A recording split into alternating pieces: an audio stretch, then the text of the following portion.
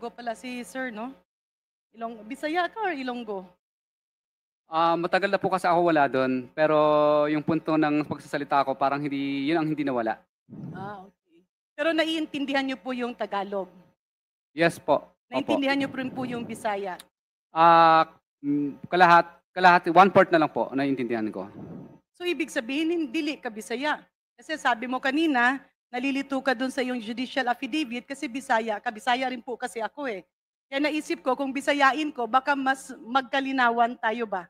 Hindi po masyado. Actually, yung mga punto ko po minsan parang Bisaya po talaga, yung iba. So, Kaya minsan nagtatanong sa akin yung ibang mga depende sa oras at sa araw. Minsan pwede kang maging Bisaya, minsan naman pwede maging Tagalog. Ganun po, Mr. Chair. Mr. Diskaya, tama po ba? Parang depende po sa panahon. Minsan parang Bisaya ka, pero minsan naman parang Tagalog ka. Ano po, mix po talaga. Kasi kadalasan po, yung alam ko pa rin po yung ibang salitang mga Bisaya. Kasi kung hindi mo masyadong matumbok yung iyong affidavit, and if we can speak in the Visayan dialect or language, we can go down to that to make you more comfortable. Kaya lang, Mr. Chair, sa pakikipag-usap ko ngayon kay Mr. Diskaya, tila hindi siya Bisaya. Mas naiintindihan niya na nagtatagalog tayo. Opo, Your Honor. So ano po ang ating gagawing salita? Tagalog or Bisaya, sir? Tagalog na lang po. Thank you very much, Mr. Chair, for that. In other words, medyo naintindihan niya po yung nakalagay dito sa judicial affidavit. Again, Mr. Chair, kanina po ang sabi ni ating distinguished resource person, yung sinumpang salaysay na binigay niya sa Senado ay ipinapasa niya rin dito sa Kongreso. May I request Mr. Diskaya to submit an official copy to the Secretariat of the Infra Committee? Yes, Your Honor. 5 days po. Yes, but again, to be very clear, that particular judicial affidavit doesn't stand because it is notarized by a person with an expired PTR. So I think you have to Okay, notarize it again. I submit, Mr. Chair, but can I be allowed to go into some points in his affidavit? Yes, please.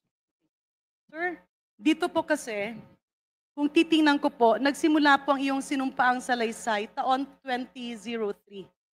Tama po ba? Yes, Your Honor. Doon sa mga susunod na pahina, tila hindi na ako nakakakita ng taon. Para bang from 2003, ang kwento dito ay talagang nagsikap kayo, negosyante, niloko kayo. Dito nga sa number 4, you mentioned, linapitan ka ng isang kaibigan, inalok ng mga proyekto, ginamit yung lisensya, pero sa kalaunan, sa kasamaang palad, niloko lang niya kayo at naglaho siya dala ang pera ninyong mag-asawa. What year was this, Mr. Chair? Inalok po kami ng project, Your Honor. Inalok Anong po kami taon ng po project. ito? Year 2000, 2009 po ito, 2009. So yung number 6 sa yung affidavit ay already 2009. Tama po ba? Yes, Your Honor. Okay. On number 9 of your judicial affidavit, you mentioned nagkaroon ng kaunting tagumpay ang St. Gerard Construction. Kaya minabuti nyo na mag-expand at mubuo ng ibang kumpanya. When was this? Taon po. Itong number 9 na dumami na yung inyong kumpanya. Yung Alpha po ito, ang tinutukoy po dito, yung Alpha and Omega po, sa misis ko po. Hindi, pag-usapan na natin yung buo ninyong mga kumpanya. I can go that to that later. Pero number 9, kailan po ito? Year 2000, ano po ito, 2000, 2000, kung hindi pa ako nagkakamali, ano po, at year 2015 yata yun, 15, something ganun po. So nagsimula kayo ng 2003, nalugi kayo, nabiktima kayo, niloko kayo, hanggang 2009 talagang nawalan na kayo ng pera, 2015 naka-bounce back kayo. Yung po ba, tama po ba ang aking pag-intindi? Yes po, Your Honor. Kanino nang galing ang kapital na ginamit nyo para sa magkakaibang mga kumpanya? Galing po, nangutang lang po ako sa biyanan ko at saka sa bangko po. Mga magkano po ang inutang nyo para itatag yung mga ito? Your Honor, i-check ko lang po sa data namin. Any estimate, sir? Kung hindi po ako nagkakamali, parang mga ano po yata, baka nasa 11 million, something ganun, or 20 million, parang ganun po. 11 to 20 million. Para itatag yung ilang pong kumpanya. Yung 11 to 20 million na inutang nyo ay para po sa iilang kumpanya na itinatag nyo. Ay, hindi po. Sorry po. Yung 11 million po, ito yung po yung nag-umpisa kami. Hindi, yung tanong ko nga, if I may, Mr. Chair, and I hope that will not be taken out from my time. Nagsimula po ang iyong sinumpang salaysay ng taon 2003. Yes, At ang Your kwento Honor. nga dito, kayo ay negosyante, at talagang nagsumikap, subalit niloko, na biktima, ninakawan kayo at tinakbuhan ng pera, hanggang hirap na kayo noong 2009. Pagdating ng 2015, kayo ay swinerte at dumami ngayon yung iyong mga kumpanya. Kaya ang sunod kong tanong kanina, saan nanggaling ang inyong capitalization? At ang sagot niyo po sa tama ng aking pagkakarinig ay nanggaling sa inyong biyenan at nangutang po kayo sa bangko. Hindi po, Your Honor. Noong 2003 po hanggang 2009, ay kahit papaano po, may mga private projects po kami at LGU projects po. Yung private projects niyo po, may I, if you will allow us, ano po ito? Bahay? Building? Bahay po. Mga bahay? Malalaking bahay o maliliit na bahay? Ano naman po, tama lang po, mga residential houses po. On an average, Mr. Chair, sa suma total, mga magkano po yung value ng mga bahay na napagawa nyo? Sa Nung privado. panahon po na yun, matataas na po, minsan umabot po kami ng 5 million, mga 10 million. Yung cost ng bahay po yon, kontrata po. nyo. Okay. Opo. Sa kontrata sa paggawa ng bahay, magkano po ang neto ng isang contractor, ng isang private contractor? Minsan naglalaro po sa mga 15%, ganyan po, 10%. Kasama na dyan yung bawas nyo sa mga buwis na binabayad? O hindi pa? Hindi pa po. So magkano po yung pinaka-neto, netong neto? Minsan umaabot po ng mga, net din po ng mga 10% po. 10%. Sa isang estimate, magkano yung total na napagawa nyo ng mga pribadong bahay simula 2003 hanggang 2015?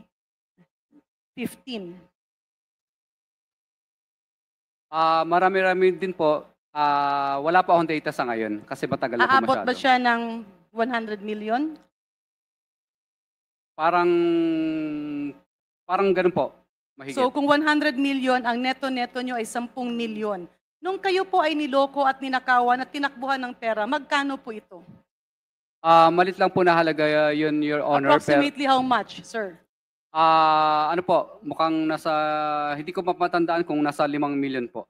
So ibig sabihin, kumita kayo ng 10 milyon, ninakawan kayo ng 5 milyon, meron kayong naiwang 5 milyon. Hindi po, kasi accumulated po yung iba't iba. Yearly po kasi ang ano namin, yearly. Yung binanggit ko po is yearly po yan, yearly. Precisely, yung span na yon. And may I request, Mr. Chair, I submitted one slide to the Secretariat with the permission of the Honorable Chair and my colleagues. Ito po ay nanggaling sa ating mga volunteers na tinulungan akong i-research. Pwede po natin i-flash sa screen. At habang hinihintay po natin yun, sir, balik po tayo dun sa katanungan ko. 2015, nung umangat kayo ulit. Kaya ang kailangan kong malaman, saan po at sino ang tumulong sa inyo para sa mga kapital na ito? Actually po, ang tumulong po sa amin ay mga kaibigan din po at saka magulang din po at iba pa pong mga investors So, na naging ka-JB po namin. So moving forward, can we go back to the slide, please? Paki-steady lang po. Ayan. With due courtesy, sir. Ito po ay previous slide, please. Yung meron tayong mga kumpanya. Previous slide, please. Okay. Kung pwede po, paki-steady lang po dyan. Are you confirming that you are Pacifico Curly Discaya? Tama po, sir. Yes, Your Honor. At asawa niyo po, si Ma'am Sara Discaya. Yes, Your Honor. Okay. Meron tayo diyang siyam na kumpanya. Alpha Omega, St. Gerard, St. Timothy, Elite General, YPR General, Waymaker OPC, St. Matthew, Great Pacific, at saka Amethyst. Tama po ba? Yes, Your Honor. Ito po ang narinig namin nung kayo iniimbestigahan sa Senado. Tama po ba? Nag-divest na po kami dyan, Your Honor. Okay, pero ito pong mga koneksyon. Si William ba at si Matthew Carl ay pareho niyong anak? Yes po, Your Honor. If I may, Mr. Chair, sir, ilan po yung anak niyo? 4 po. 4. Dito sa table na ito, ilan po yung anak niyong nami-mention? 2 po. 2. Yung 2 anak niyo ba, aside from Gerard William and Matthew Carl, sila po ba ay minor pa or hindi na po? On the age, nas tamang edad na po. Okay. Meron ba silang mga partisipasyon sa inyong mga kumpanya? Meron po. Okay. Ito naman si Maria Roma Angeline Rimando. Kilala niyo po ba? Pamangkin ko po siya. Paano niyo po siya naging pamangkin? Anak po siya ng kapatid ko. Okay. So with this, Mr. Chair, we are now starting to establish that these 9 companies are somehow interrelated. Diretso po tayo kay Maritoni Pesigan. Grabe, oh. Kilala niyo po si Connection nila. Ma'am Maritoni Pesigan? Yes po, Your Honor. Sino po siya? Pamangkin ko rin po. Tanggalin Pamangkin na natin niyo yung rin. banner. How about si Florentino Pesigan Jr.? Yan. Pamangkin ko rin po. At nakikita na sa kumpanya ni Florentino Pesigan Jr., Lagyan na. andyan rin po kayo ni Ma'am Sara bilang may-ari, treasurer, director, Grabe. owner. Tama po ba? Dati po, pero nag-divest na po kami. Okay. Dito naman kay Joey Christopher Pesigan Jr. Sino po ito? Your Honor, paulit lang po. Joey Christopher Pesigan Jr. Pamangkin ko rin po. Pamangkin nyo rin. At alam ko, ang sasabihin nyo is nag-divest na rin ulit kayo. Si John Brian Eugenio, sino po ito? Bali, incorporator po. Incorporator. Related po ba sa inyo o nagtatrabaho o kapitalista nyo? Ano po namin, kasamahan po namin sa, ano po, bali, ano po namin, Dating Kaibigan po, empleyado kaibigan. pero gumanda ang buhay at naging kasosyo, ganun po ba? ano po, incorporator po, Your Honor. Incorporator. Kapitalista ba siya or pangalan lang? Kapitalista rin po. Ano po ang kanyang background sa pagnenegosyo? At magkano po ang na-infuse niya na kapital sa inyo? Bali, ano lang po, 1% lang po ang naiambag niya po, na capitalization. Okay. How about si Rochelle Campos? Sino po si Rochelle Campos? Kaibigan po namin. Kaibigan nyo. Ano po ang kanyang negosyo? Dati po siyang, ano po, nagtatrabaho din po sa isang company. Okay. Anong kumpanya po ang pinagtatrabahuan niya? Dati po siyang, sa St. Jerry Construction din po dati. Okay, galing siya sa St. Gerard Construction na pag-aari nyo. Tama po? Yes po, Your Honor. So parang technically, si St. Gerard Maski Santos ay nagkaanak. Ang pangalan ng anak niya ay si Amethyst. Is that a reliable statement, Mr. Chair? At tutumbukin naman natin, meron ding St. Matthew. Mr. Chair, can I ask Mr. Diskaya, dito po sa pinapakita nating table, does he confirm all the aforementioned companies? Kinukumpirma niyo po, sir? Your Honor, paulit nga lang po. Pasensya na po, ilang araw na po kasi akong walang tulog. Naiintindihan ko po, no? Okay. Dito po sa table na ipinapakita natin, kinukumpirma niyo po ba ang mga nakasaad dito na datos? Ang ano dito po, Mr. Chair, this honorable colleagues, is the year of incorporation, the subscribed capital, the principal office address, as well as the auditors. Yes po, Your Honor. And Mr. Chair, hindi ko alam kung ako lang ang nakakakita, pero tila ang isang nakakapagtaka dito ay meron tayong 2014, 2015, at karamihan ay itinayo noong 2015 hanggang nagkaroon ng bagong kumpanya noong 2020 and 2021. May I inquire, Mr. Chair, ano po ba ang nag-udyok kay Mr. and Mrs. Diskaya para gumawa ng maraming kumpanya na kagaya nito? Grabe, At 9. dun sa mga specific na taon na atin pong nasabi. Specifically 2015, 2020, and 2021. Kasi kung tingnan po natin dito, ang year of incorporation ng Alpha and Omega is 2014. At saka ang St. Timothy. Yun, Ang year of incorporation ng St. Gerard, YPR General, Great Pacific, and St. Matthew ay 2015. Ang year of incorporation naman ng Elite General ay 2020 kasama si Amethyst, and in fact, in 2021, nagkaroon ng bagong kumpanya na Waymaker OPC. Para po medyo ma-enlighten nyo kami bilang negosyante, ano po ang nag-udyok sa inyo na sa mga taon na ito ay gumawa ng maraming construction companies? Hindi po kami ang nag-udyok. Bali, ang nangyari po nito ay gusto pong maging humiwalay na po yung pamangkin ko po, magkaroon po ng sariling negosyo. At yung pamangkin nyo po ay si Maria Roma Angeline Rimando. Yes po, Your Honor. Mr. Chair, I move that we invite Maria Roma Angeline Rimando Ganda. in our next hearing. She will be invited to the next hearing. Thank you very much, Patay. Mr. Chair. Balikan ko po ito. Matanong ko lang po si Engineer Erickson Bryce Hernandez at si Engineer Henry Alcantara. Sa inyo pong pagkakaintindi, dun sa mga kumpanya na nasabi, meron po ba dito sa siyam na kumpanya ang nagkaroon ng project sa inyong District Engineering Office?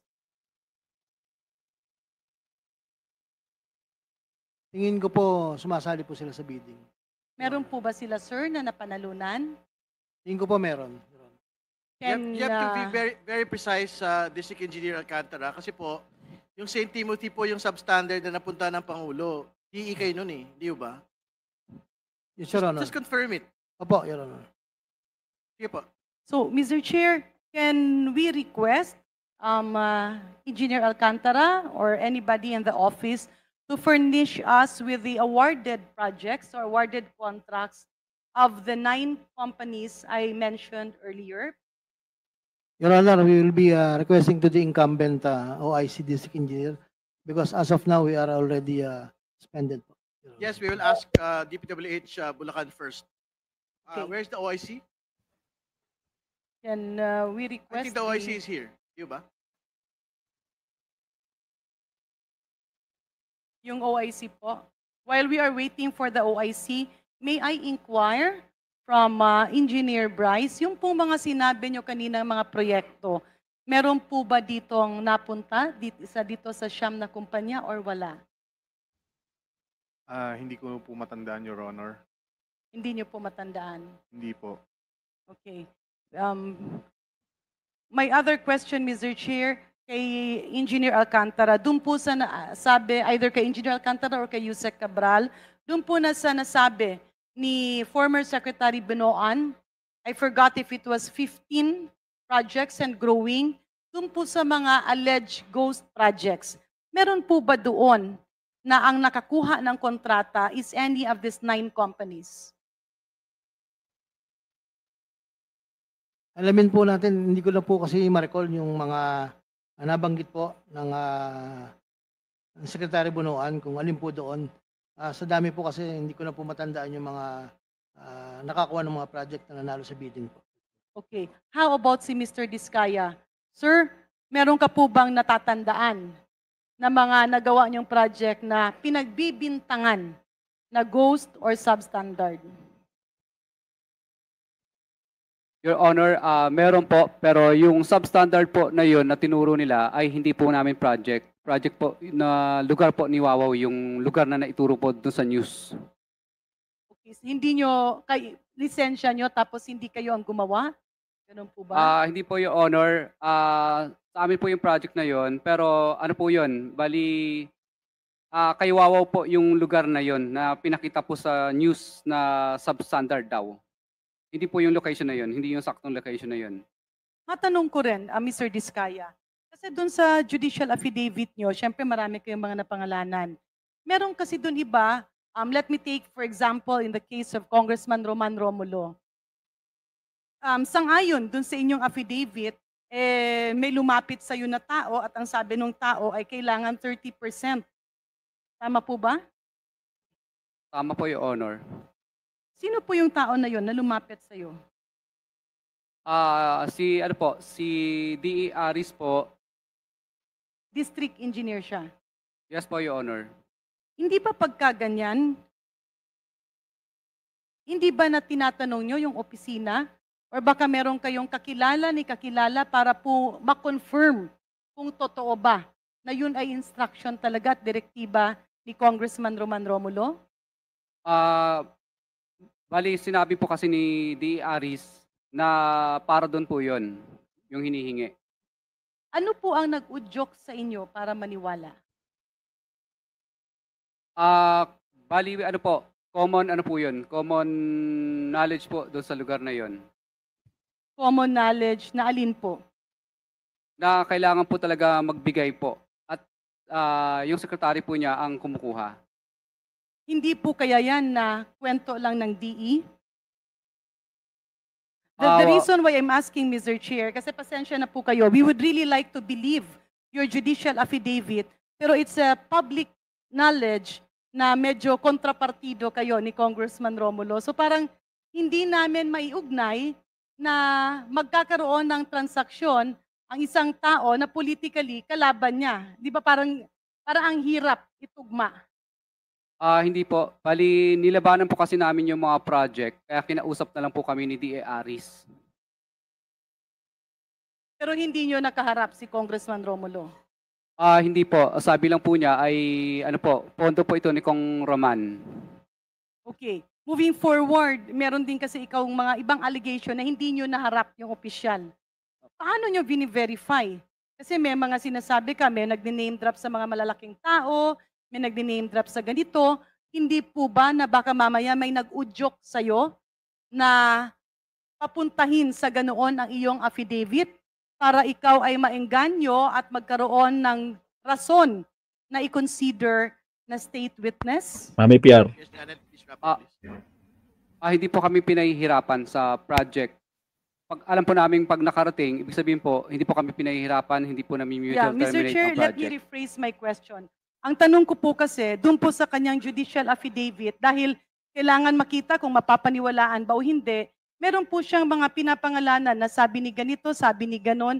Ang tanong ko po, hindi kaya na merong nag-udyok sa'yo para isalba mo ang sarili mo at mga kumpanya at pamilya mo, kaya minarapat mo na sabihin yung mga ganun na sistema para ikaw ay makapag-apply bilang isang state witness? Hindi po, Your Honor. Ang dahilan po ng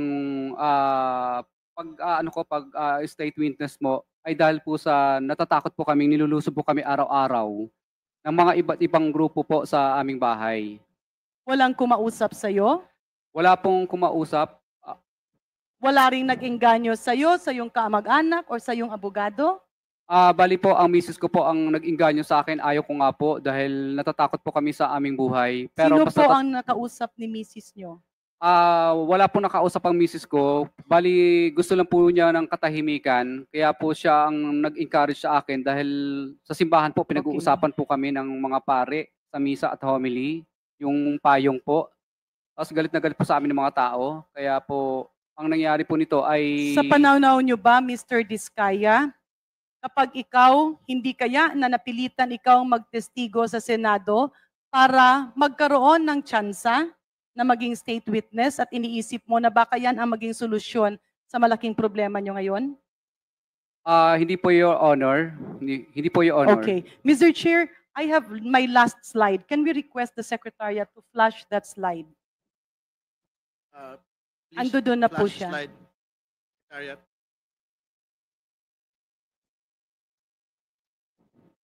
The table on revenue. Ayan po. Pwede pong i-full. Yes.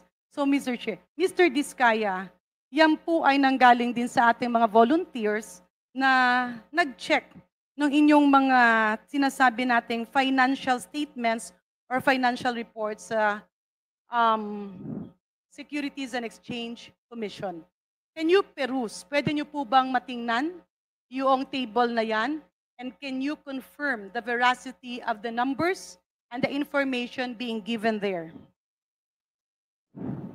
Yes po, Your Honor. Pero titignan ko pa po yung data namin kung nagtatali po dito. Sige po, Pwede niyo po excuse me, ba excuse me, kaming- excuse me lang po. We have to state for the record the numbers, no? Just to be clear. Yes, I'm going to that, Mr. Chair. Sige po. Pwede niyo po ba kaming, for the information of everybody and those watching, okay, yan po. Pwede niyo po ba kaming ma-appraise? Ano po ang ibig sabihin ng nasa taas? Yan po ba ay taon? 2014, 15, 16, 17 hanggang 2023. Tama po ba ang pag-intindi ko na yan ay year, taon? Tama po. Dito naman sa kaliwang bahagi, andun yung pangalan ng siyam na kumpanya. Ay, 8 lang pala to. 1, 2, 3, 4. Kasi bagong gawa lang yung isa. So, 8 lang ito. Baka kailangan nating madagdagan at matingnan. So, nakikita nyo po, no? 8 kumpanya. Tama po ba? Yan yung nasabi natin kanina. Yes po, Your Honor. Okay. So, Mr. Chair, nakikita po na sa 2014, medyo wala siya. Revenue ito, ang ibig ba sabihin, ito ay ang declared nyo na kita. Yes po, Your Honor. Okay, so 2014, 2015, 2016, kumita kayo ng magkano yan? 99,250,000, tama po ba? Ang line po, Your Honor. Yung 2016, kasi 2014, paglagay mo sa baba, yung total is 0, tama po? Yes, Your Honor. 2015, 0, hindi rin kumita. Your Honor, hindi po yan, hindi po correct yan, Your Honor, yung data ng 2014 saka 2015, may ano po kami, may mga dokumento po kami na meron din po. So kumita siya. Yes po, Your Honor. Approximately magkano? Mas mataas or mas mababa dun sa 2016 na 99 million? Mas mas mababa lang po yung 2015 saka 2016. Can we zoom out the slide a little bit so we can see the entire image, please? Is this zoomed out? So the year is just to 2023, is that correct? So the start of the point of reckoning is 2014 kasi yun lang po, Mr. Chair, ang nalaganap kong datos. 2014 hanggang 2023 ang comparison. Kasi prior to that, wala masyadong makita na declared income. However, sinasabi ni Mr. Diskaya na meron, pero konti lang. Tama po? Yes po, Your Honor. Meron po ba dun sa mga previous years, 2013 down, na kumita kayo ng lampas sa 50 million? Alam ko, Your Honor, i-check ko po yung data. Pero sa Pero meron po. if your memory recalls you right, Meron po. meron siyang Meron naman. sobra. Meron naman Sobra po. ba siya sa 100? Dito ha? Hindi po ako sigurado, Your Honor. I-check ko po sa data. Okay. Dito sa 2016, andyan ang datos na nakuha natin, 99,250,000. Tama po? Hindi ko po makita yung pinaka-grand total po. Hindi, dyan sa baba. Ayan, total. Okay po. Okay. Ito po kasi ay mga sinubmit nyo na financial statements, mga dokumento na binigay nyo sa Securities and Exchange Commission. So ang total nung 8 kumpanya lang to, hindi pa nasaming isa, is 99,250,000. Pasok tayo ng 2017. Lumipad, nag-jump. Tumalon yung total revenue nyo to 1,034,443,000. Tumalon. Tama po ba? Grabe. Ang pagkaintindi ko? Doon tayo sa total ng 2017. Tama po, sir? Yes, Your Honor. And this is an increase of 942% from the income, from the revenue of the previous year. Tama po ba? Yes, Your Honor. Wala siya, So, hindi niya kaya punta tayo tanggihan. sa 2018.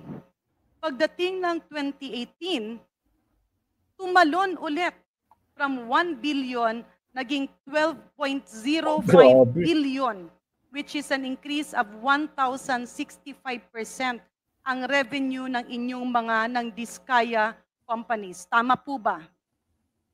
Yes, Your Honor. At dito, Mr. Chair, Wala pagdating na. ng 2019, tumalon ulit siya ng 13.555 billion. Pagdating ng 2020, at ito ang nakakalungkot, Mr. Chair. Kasi ito yung panahon na marami ang nawalan ng trabaho, marami ang uncertainties, Pandemya. marami ang namatay, marami ang lumubog sa utang. Dahil napakamahal ng testing sa Pilipinas. The most expensive COVID testing. Ito yung panahon ng ating mga healthcare workers ay hindi na sisweldohan ng tama. Pero ang Diskaya Group of Companies, ang revenue nila from government, wala sa pribado, ay 13.555 billion, 11.583 billion, and 2021. 16 million. Lockdown ng lockdown 16 billion. tayo at gumagapang ang maliliit na negosyante, 16.078 billion. In fact, in 2022, which is supposed to be the first pandemic recovery year, Mr. Chair, ito dapat yung tinulungan nating Print screen ko nga makaahon, makabangon ang maliliit na mga negosyante, kaakibat yung Na-print ating screen mga ko na. MSMEs, umakyat ang gross, ang revenue from construction from government ng Diskaya Group to 20.524 billion. 2023, naging 18.621 billion. Mr. Chair, of course, Grabe. with due courtesy to Mr. Diskaya, siguro they took advantage of a situation. Yung bang Full screen gutom ko na. ka, andyan yung pagkain, napilitan kang kainin ng buong buo na hindi mo na iniisip ang ibang tao, na hindi mo na iniisip na ikaw ay Pilipino. Kaya Mr. Chair, in closing, allow me to say this.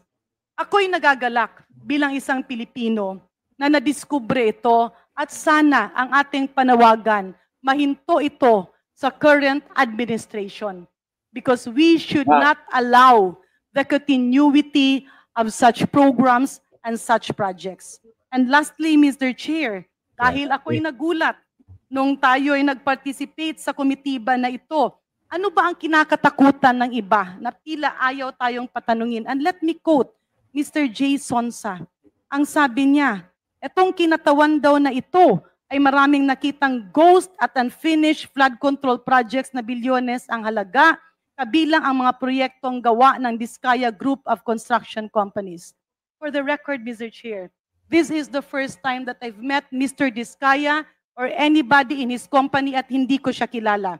I therefore move, Mr. Chair, that the Diskaya Group of Companies as well as the Department of Public Works and Highways furnish this August body as well as the third-party committee that will be formed by the President as the new states. They furnish this August body and that committee with a list of all former previous projects of the Diskaya Group of Companies, including existing projects in Region 6. So moved, Mr. Chair.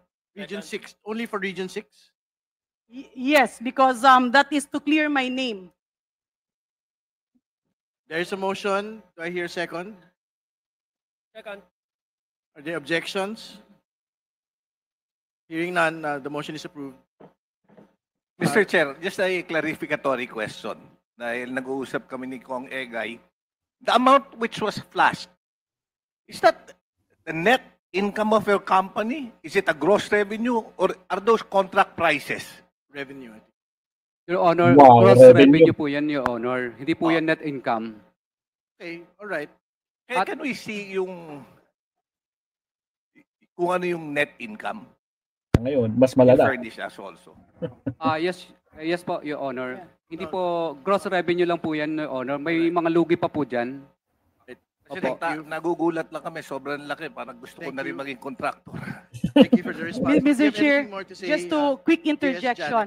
The reason why I presented that, unang-una ipinakita ko na habang tayo'y nasa pandemya, marami naman palang pera, ba't pa tayo nangutang? At ba't hanggang ngayon, Sinisweldohan pa natin nung back wages yung ating healthcare workers. And Mr. Chair, what I was pointing at is the fact na kaya sila gumawa ng napakaraming kumpanya because by the start of 2015, nagka-idea, 16, 17, 18, 19, 20, 21, until 2022, dun bumaha. And the figures that I was showing was the revenue from construction of government projects, national government projects, excluding local. Maraming salamat, Mr. Chair. Maraming salamat, Mr. Diskaya. Maraming salamat sa lahat. Right, thank you. Before proceeding to Congresswoman Luistro, Nako, yun na, Luistro na. well, we made the total of all the year-on-year revenue of all the firms that had been mentioned. It is around 93 billion gross revenue. Do you confirm it? More or less, that is correct? Your Honor, sa data po, hindi po ganyan kalaki po ang nasa data po namin at hindi rin po ganyan kalaki po ang nakuha namin sa DPWH. Hindi nga, pero gross revenue pinag-usapan natin, FS to eh. FS submitted to the SEC po ito. Yes po, Your Honor, yung sa SEC po. Opo. Hindi, SEC nga ito. So why are you disputing it? Then, inad ko nga, mga 93 billion po yung gross revenue ng lahat ng mga kumpanya. Pag magkakasama, over the course of 2014 to 2023. So more or less po ba tama yung gross revenue estimate po? 93.5 billion. More or less po. Siguro. Tama po. Kanina sabi nyo, ang kita nyo dyan, mga 15%, di ba? Sa 93 billion. Minsan po, may mga pagkakataon po na may mga project na wala po talaga kaming kita. Hindi nga, pero gross revenue nga to eh. So, ibig sabihin, kung 15%, pwedeng mga 14 billion yun neto. Over the course of these years, maraming taon naman ito eh. Yan naman din yung sinabi ng misis mo, hindi ba? Na parang inipon nyo naman ito over the course of the years. Tama po ba? Yes, Your Honor. Tinatanggal din po dyan yung iba pang mga operation expense. Hindi, neto na nga pinag-usapan. So, dapat porsyento na nun, hindi ba? So sa 93 billion, mga magkano yung naitatabi nyo? 10? 10%? 9 billion? Hindi po ganun, Your Honor, hindi po ganun kalaki. 1 billion? Hindi po ako sigurado, Your Honor. Hindi, magbigay check ko ka po. na. Sabi mo, hindi ganun kalaki. Magbigay ka ng particular na numero. Baka po, Your Honor, baka... Kasi sabi mo nga kanina, magkano yung natatabi nyo? Di ba sinabi mo yung kanina, 15% to 15%? Di ba? Sinabi mo yung kanina eh. Your Honor, dinadagdag din po kasi namin para ipautang po sa pamangkin ko.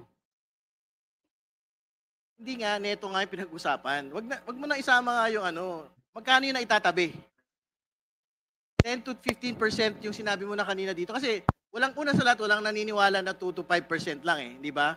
So naglinaw ka kanina, 10 to 15% na yung pinag-usapan natin. So ang tanong ko ngayon, kung 93 billion, 93.5 billion yung nakalagay sa FS nyo, more or less magkano yung talagang tubo ng magkakasamang mga kumpanya. So either 10 to 15% lang yun, hindi ba? So kung 15%, ito po ay 14 billion. Kung 10%, ito po ay 9.3 billion. Hindi ba? Your Honor, hindi po pare-pareho talaga ang kita. May mga pagkakataon po, may lugi din po kami. May pagkakataon na malit lang po ang kita. Minsan may pagkakataon po na may kwita rin po. Okay, sige.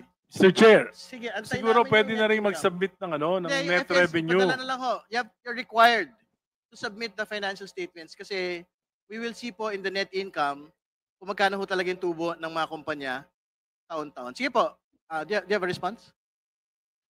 Please submit. Yes, Your Honor. Well, mahalaga sa amin to kasi nga, pinakita niyo yung mga sasakyan eh, sa publiko. So gusto naming maintindihan, paano nagkaroon ng payong? Paano nagkaroon ng sasakyan? Paano nagkaroon ng building na parang mall? Yun ho yung relevance po ng tanong eh. So, ibig sabihin, okay, kung 15 billion, edi 15 billion. Kung 10 billion, edi 10 billion. It's an innocent question because that basically explains why bumili kayo ng kotse dahil gusto niyo yung payong. Di ba? I think that is the point of the question. So, we can proceed po with